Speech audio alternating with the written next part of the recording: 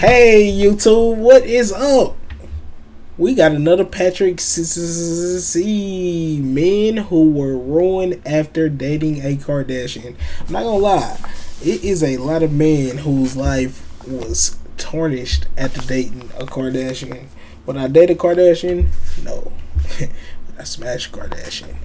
Possibly. Hit that like and that sub button. Let's get to the video. The devil works hard, but Kris Jenner works harder. The momager of 6 has built a multi-billion-dollar empire by keeping the Kardashian-Jenner name in the media. But the one tactic that works best is high-profile relationships, since people can't help but be overly invested in celebrity couples. Kardashian relationships are often short-lived, and they tend to be a bit one-sided. There have been countless men whose careers or personal lives suffer due to their association with the family. This is known as the Kardashian curse. Today we are going to look at the stories of men whose lives may have changed for the worse because of their relationship with a Kardashian, starting with Ray J. Ray J was a teenage R&B sensation.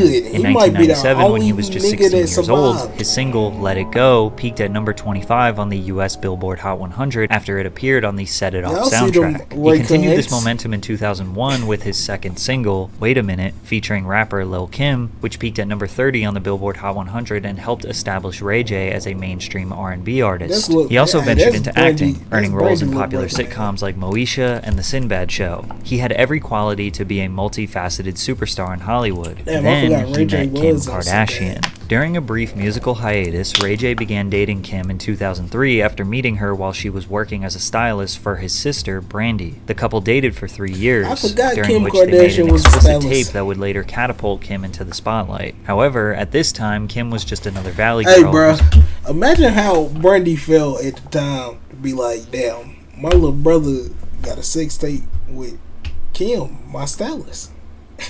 It's crazy. Damn, where did this come from?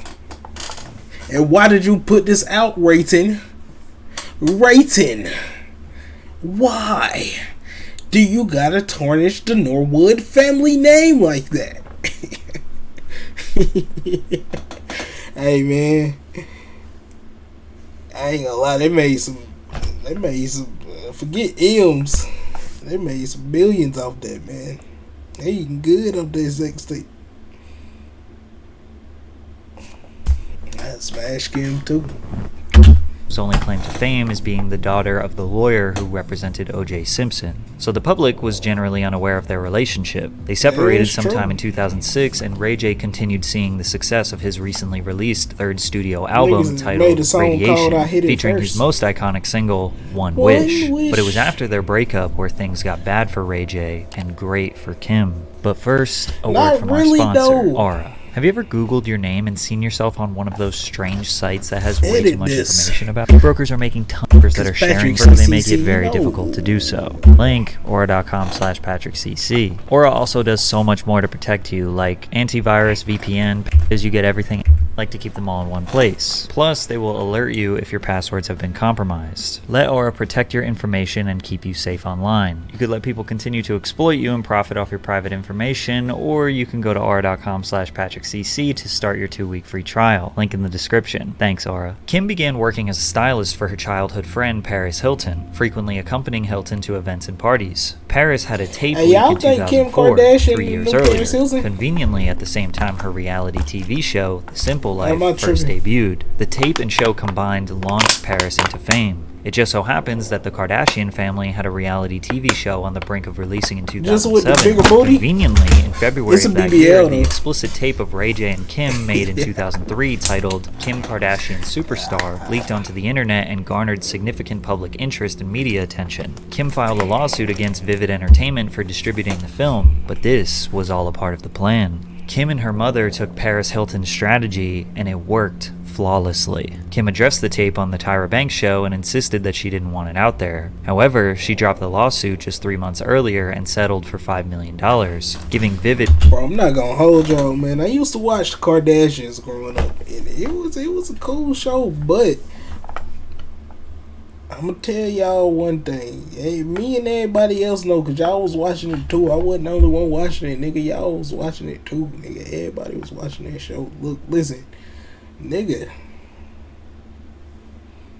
That's all they talked about on there was their sex tape. Especially beginning of the show.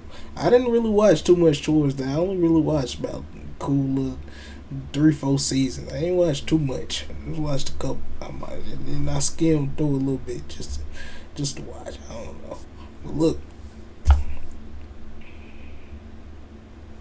nigga, that's all they really talked about was a lot on there was their sex tape. So she for sure finessed and ran up a bag on that. Did permission to market and sell copies Ray of the J tape. actually told Sales us from the film reportedly generated nearly $1.5 million in revenue in the first 6 weeks. The controversy surrounding this tape was used to market season 1 of Keeping Up with the Kardashians. Episode 1 included a large segment about her tape and Kim's feelings about the leak. It was talked about heavily throughout season 1, and this show launched Kim into becoming a household name in Hollywood. But nobody knew this was calculated at the time, and Ray J looked like the bad guy for filming this material. But temporarily it did help his career. His 2008 album, All I Feel, debuted at number 7 on the Billboard Hot 200, and he had his highest charting single ever with Sexy Can I, peaking at number 3. He then tried to compete with Kim in the reality TV world with his dating show For the Love of Ray J, which lasted 2 seasons and averaged over 2 million viewers. But that was his final peak.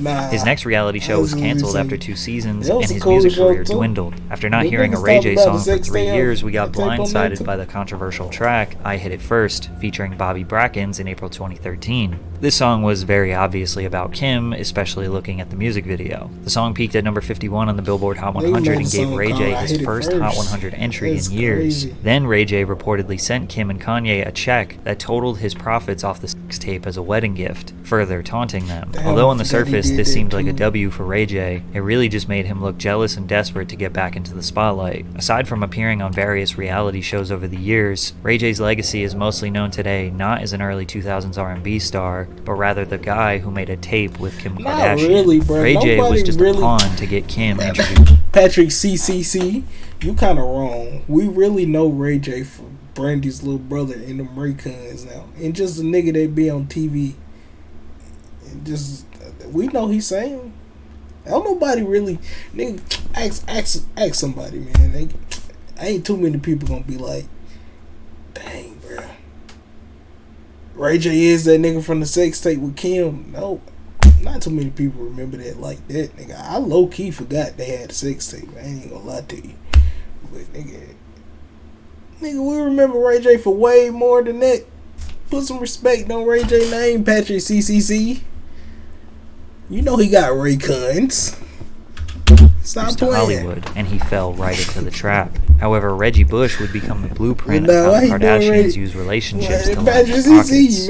Reggie Bush was the most dominant college football player in the country during his time at the University of Southern California. He played a key role in helping USC win back-to-back national championships in 2003 and 2004. In 2005, Bush won the prestigious Heisman Trophy, awarded to the most outstanding player in college football. Posting a Reggie Bush highlight video was a cheat code for 1 million views on YouTube in 2006. He was basically the first athlete to become a social media celebrity before he got to the big stage. Just a few days before entering the NFL, he signed a $1 million per year endorsement deal with Adidas, then more endorsements with Pepsi, Pizza Hut, General Motors, and Subway. The New Orleans Saints drafted Reggie with the 2nd overall pick in the 2006 NFL Draft. Reebok had received over 15,000 orders for Bush's Saints jersey just 1 week after the draft. Reggie's popularity and social media presence made him the perfect candidate to be Kim Kardashian's boyfriend. During that offseason, Reggie attended the 2007 ESPY Awards where he was introduced to Kim through a mutual friend. At the time, Kim was still dealing with the aftermath of her tape with Ray J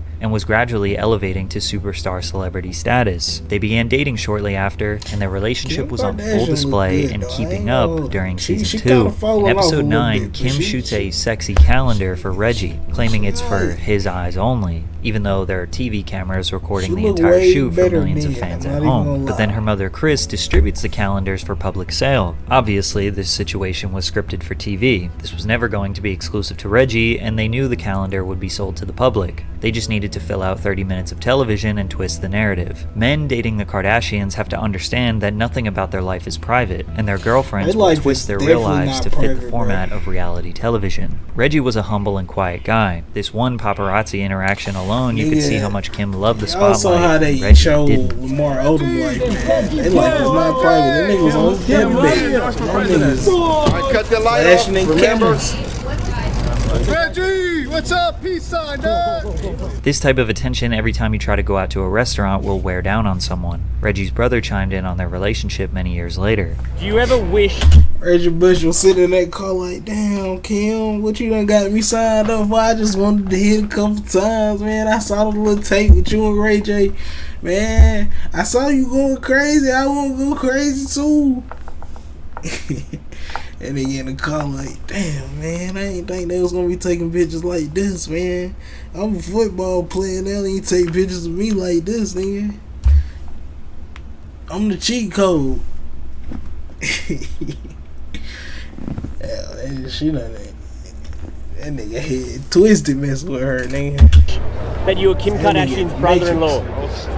Never. I never really liked her, so. You didn't? No, not at all. Why not? No, she was too much. She was a bit too... Brother too much kept for it the family. straight forward. How so? Just too much. Despite this, it seemed like the couple were destined to settle down together. The anticipation of the wedding made for great TV. Kim and Reggie just seemed so in love. But one day, everything changed. Due to the demands of Reggie's football commitments and Kim's continued exponential success, the couple broke up for the first time in 2009, citing their desire to focus on their respective careers. Season 3 of Keeping Up documented their fallout and how Kim was dealing with the breakup. Every season documents they... And this place is what? I deserve to be a slum. This is how people live when they're like really depressed. So maybe I'm really depressed. Season 4 showcased Kim wanting to get back together with him, which they did briefly get back together in 2010 before calling it quits again. The entire rise and fall of their relationship was made for TV, but never showed Reggie's side of the situation, which is crucial to protect the Kardashians' Hey man, image. imagine that if you use as like a pun in somebody's reality life. Like, bruh, imagine trying to really be in a relationship with somebody and like, nigga, our relationship is fake on your end, but it's real on my end. And you just using me for ratings. Damn. And they not even really checking for me like that. They checking for you. They gotta hurt. Damn. Ian Reggie Bush is more the star than her. That nigga is a more well-known... Well, nah, she up there now, but around that time, he was the bigger name then. Niggas was still checking for her. Damn. That's tough, Reg.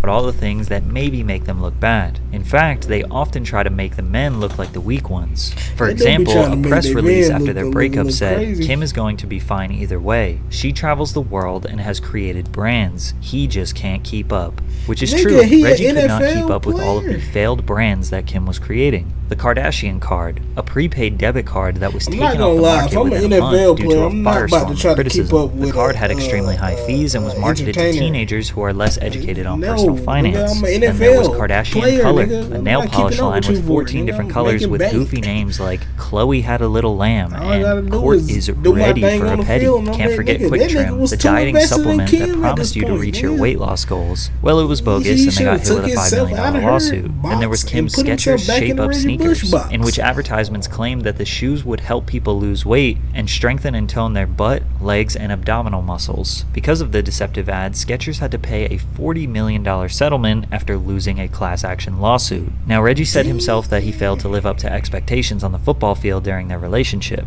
Critics said he was overhyped in college, and his Kardashian fame made him even more overhyped, which could be true, but he had a solid career. He became a Super Bowl champion with the New Orleans Saints in 2010, and then went on to play some of his best football in the 3 years after the breakup with Kim. Reggie was inducted into the Saints Hall of Fame in 2015. While Kim's brands and relationships were failing, the reality show writers needed storylines for season 4 of Keeping Up. Luckily, Khloe Kardashian and Lamar Odom became official extremely fast, I used to watch their show too, man. That was a crazy show. Lamar Odom decided to skip college and head straight into the 1999 NBA draft, where he was selected as the 4th 4th overall pick by the Los Angeles Clippers. Standing at 6'10", Odom's ball handling ability, passing skills, and court vision were remarkable for a player of his size. He was highly regarded as a teammate and valued for his unselfish play and willingness to sacrifice for the team's success. This unselfishness and consistent production landed him on the Los Angeles Lakers, where he played alongside Kobe Bryant and Pau Gasol, helping the franchise win a championship in the 08-09 season. During that offseason, Lamar met Khloe Kardashian at a party for a fellow NBA player, Ron Artest, in August of 2009. With her, I was like, if I do what I normally do, I'm going to lose her. And if I lose her, I think it's going to hurt a lot. Right then and there, I knew. We were together every day. It only took 3 weeks before the couple... Lamar, nigga, you wish your own relationship into, what's that word niggas be saying? Nigga manifested his own relationship with Khloe, nigga. Nigga said, if I get with her and I lose her... Nigga said, if I get with her and I lose her, it's gonna hurt me. It's gonna put me at my most lowest. Nigga was right about his own future, nigga. Nigga got her and lost her, and nigga, it hurt him at his lowest, nigga. Nigga still be talking about her sometimes to this day, nigga. She probably still be talking about this nigga too, even though she just moved in with Trisha. So ironic. Nigga, this whole thing is just crazy. But nigga, how you predict your own life, cuz? What am I watching, man? I ain't gonna lie, I read his book. And I used to watch their show when they had it. To know that this nigga was on drugs and was playing basketball the way he was playing,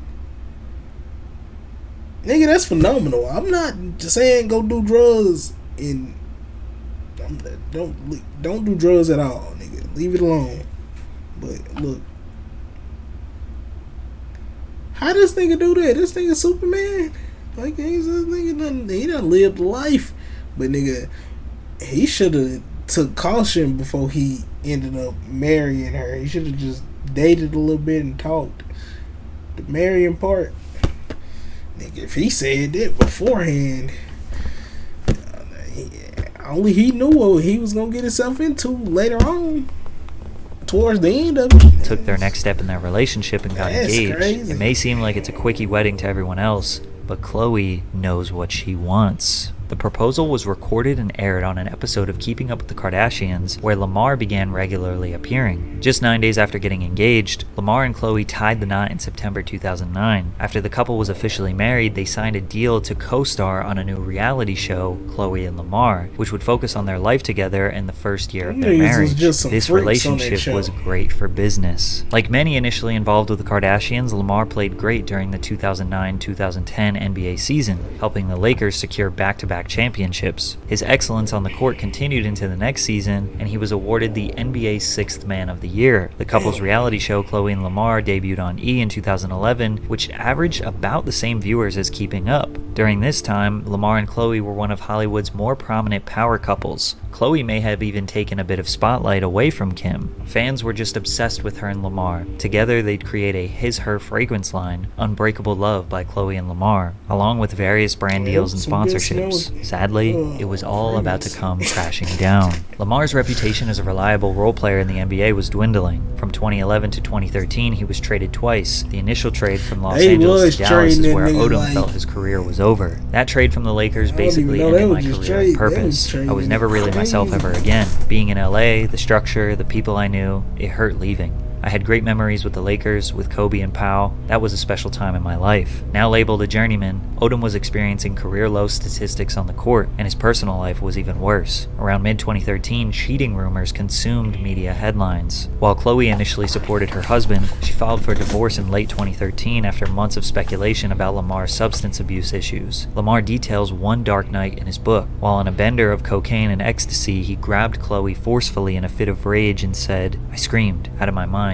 You trying to embarrass me in front of my friends? I'll effing kill you. You don't know what I'm capable of." Lamar was a violent addict. He also said his biggest regret was that I couldn't keep my dick in my pants or the smoke out of my nose. These substance abuse issues led to a DUI and a stint in rehab. Their toxic relationship was constantly making headlines. It was a reoccurring segment of many Keeping Up with the Kardashians episodes. But Lamar didn't want to get divorced. He avoided ending his marriage for nearly 2 years before finally signing the papers. This all reached a tipping point one night where Lamar nearly lost his life. In October 2015, Lamar sought the company of 2 women working at a Nevada brothel, planning a 4-day stay where he spent $75,000. At Love Ranch, Odom would have a near-fatal overdose. He became comatose and was placed on life support in a hospital in Las Vegas, where he suffered 12 strokes and endured 6 heart attacks as his heart stopped twice, and doctors told friends and family to prepare for the worst. Fortunately, he regained consciousness and was transferred to Los Angeles to begin his recovery journey. In the aftermath of the incident, Khloe withdrew her request for a divorce. She stated that she had not reconciled with Odom, but wished to assist him in making medical decisions during his recovery. Come early 2016, Lamar was making strides in his recovery while Khloe provided emotional and financial support, remaining by his hospital bed day and night. Man, once Khloe nice felt as though Odom was back on his feet, the divorce was finalized in December of that year. Through it all, it does seem like Khloe genuinely cared for Lamar. He was clearly not ready for this level of fame, and they obviously rushed into a relationship to capitalize on the money and ratings it would generate. Turns out, his demons got the best of him.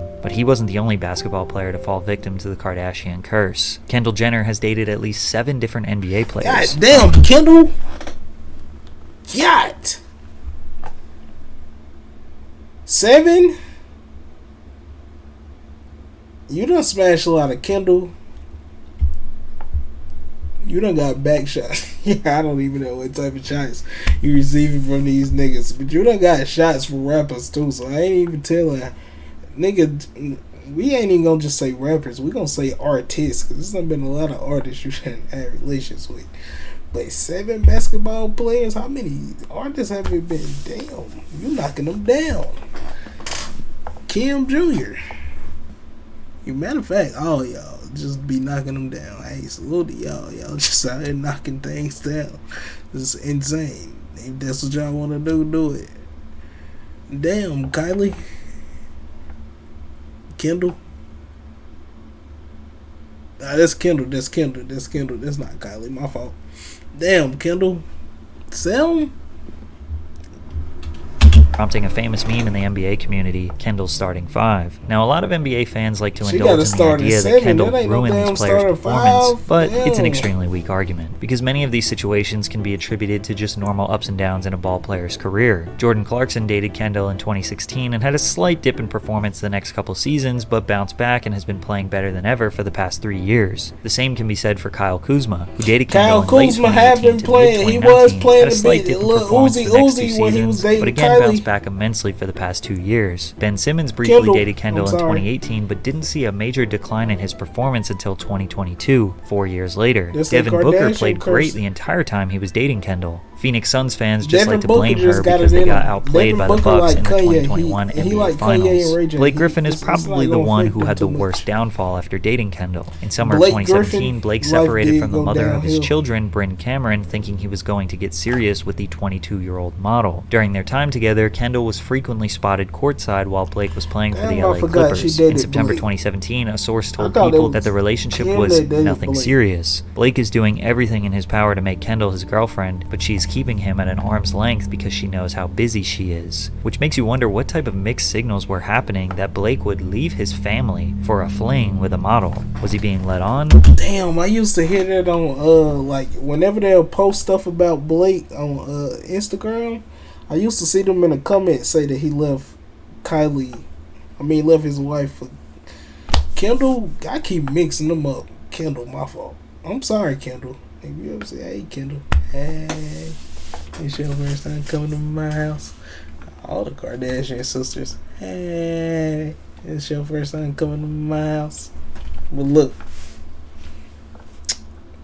damn, my boy, you really left your family for her just to leave her later on? Nigga, should have at least worked things out with the family and then just, who am I to tell you what to do with your life? But damn, or was he just that irresponsible? Unfortunately, when Blake was traded from the LA Clippers to the Detroit Pistons in January of 2018, the cross-country move essentially ended all hopes for a long-term relationship with Kendall. Now, his career declined from there mostly because of injuries. It's really his personal life that suffered after that. He built a reputation for being somewhat of a joke based on how he chased Kendall, who never really wanted him. Many have even speculated that Blake is the father of the adult star Lena Rhoades' first child. Also, don't have Blake got kids with Lena Rhoades?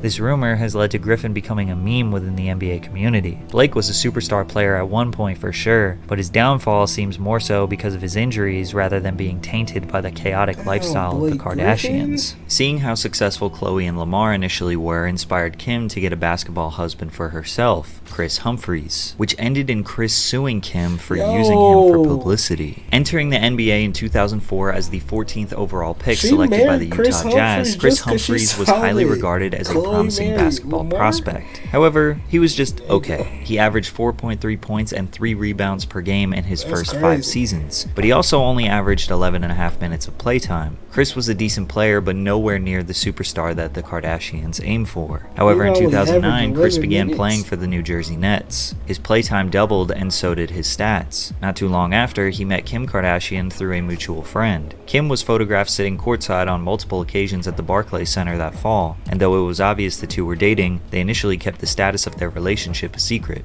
But things escalated much quicker than we could have ever imagined. 7 months after meeting, Kris proposed to Kim at her home, placing rose petals on the floor that spelled out, "Will you marry me?" Kim said yes, and season 6 had a whole new plot. Like, the massive and glamorous wedding cost a whopping $10 million. The ceremony was filmed for the $10 million for a wedding that they got a divorce for? Ugh. No, his pockets were screaming.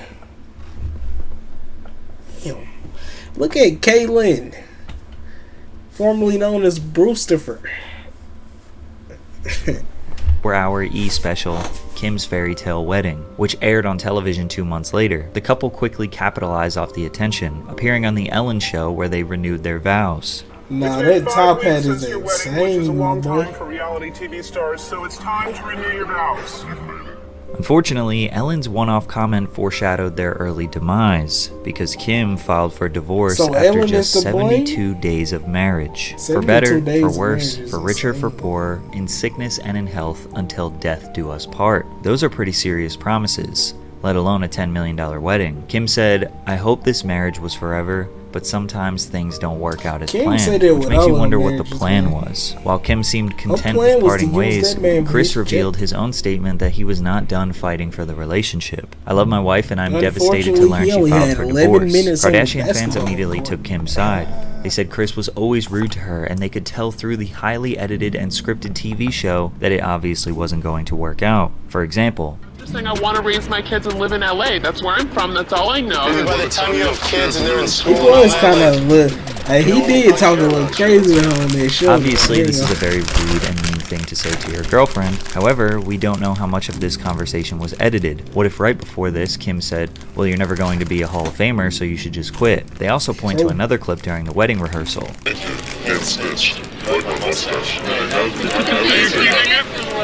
Please talk about it.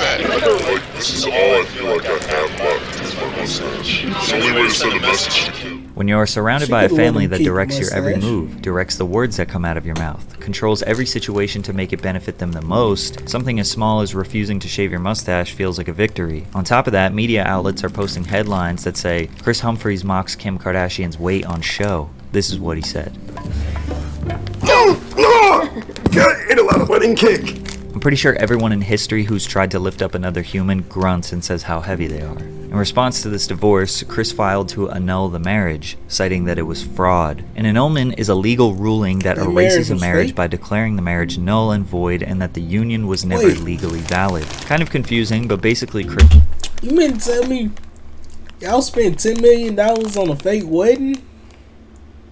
Did y'all get that money back, man? Cause that's...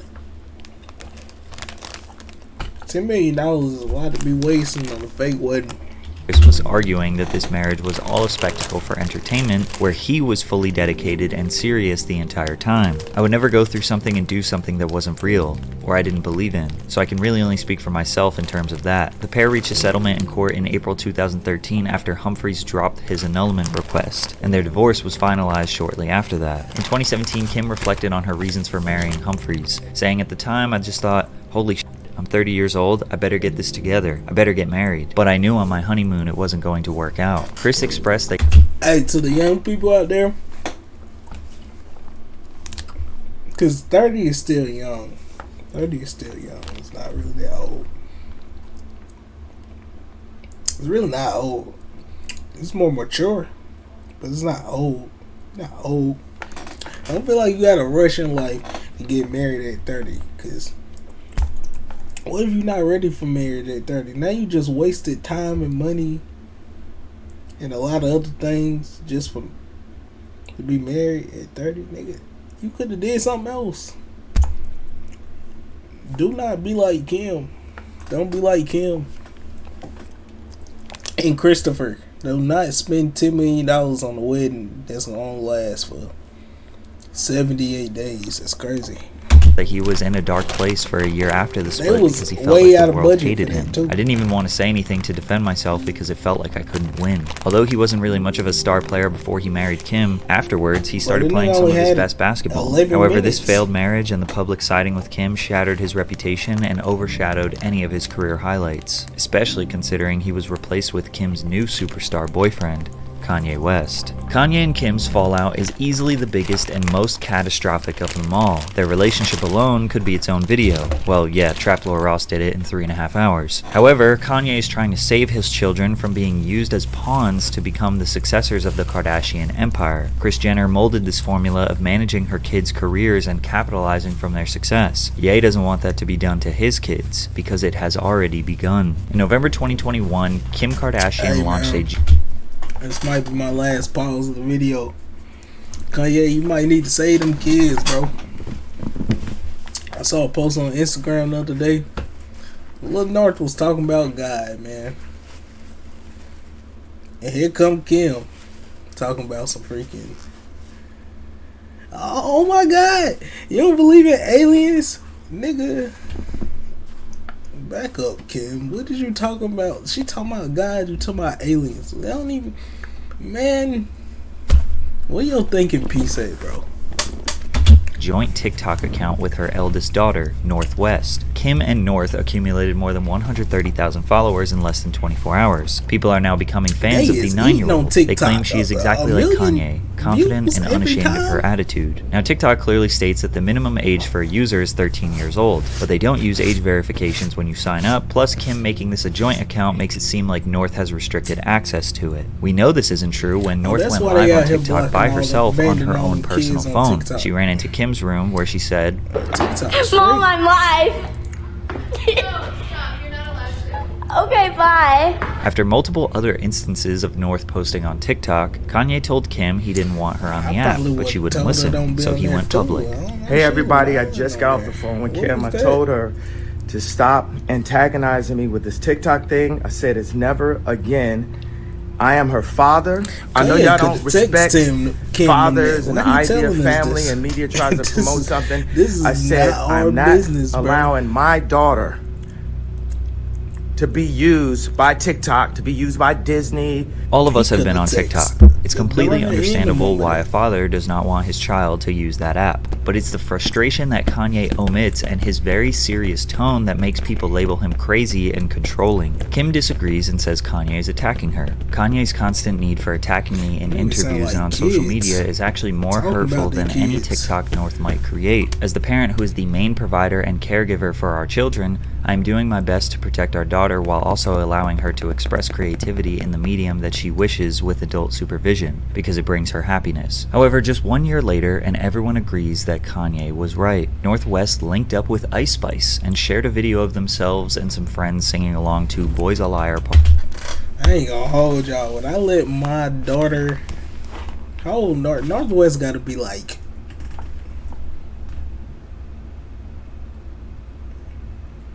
Probably somewhere in like